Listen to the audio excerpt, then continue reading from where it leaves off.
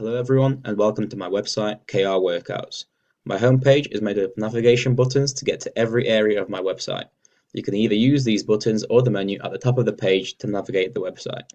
I've used a plugin to allow users to subscribe to a monthly e-newsletter, and I've added social media buttons to the bottom of every page in the footer to allow visitors to get in touch with me on social media. I've added an accessibility plugin for those who need it, as well as a translator for people who do not speak English, so they can use my site. All of the plugins used on my website have been manipulated in some way in order to make them work with my website and go along with my theme.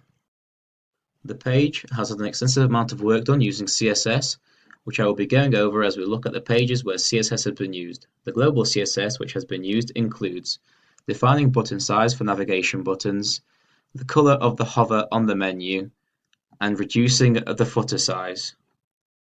Other CSS includes changing size and bottom bar color, changing the color of the footer, moving the bottom bar text to the center, changing the color of the two top button plugin, as well as changing the two top plugin button location.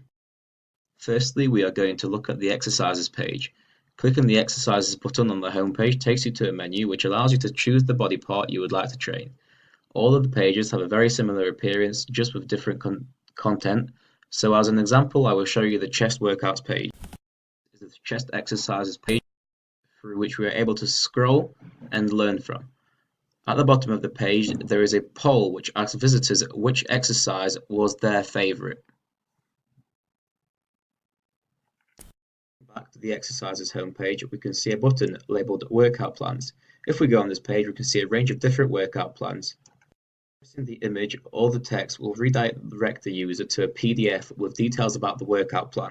This is an example of a workout plan the user can access. I've also used CSS on this page in order to remove the space between the image and the text, which was default on the module. Next, we move on to the meal ideas page, which can be accessed through the home page or the meals button on the menu. The user can decide whether they are bulking or shredding and click the correct button for them. The pages are similar, with slightly different content, and thus I will focus on one page, which will be shredding. The shredding page can give inspiration on the types of meals you could make to lose weight. There are images of food, ingredients, the method, and nutritional values included for each recipe. This page is the workout gear page. It is a shop that I have implemented into my website using the WooCommerce plugin. Here, the user can view items, click on the images or text to view more detail about the item.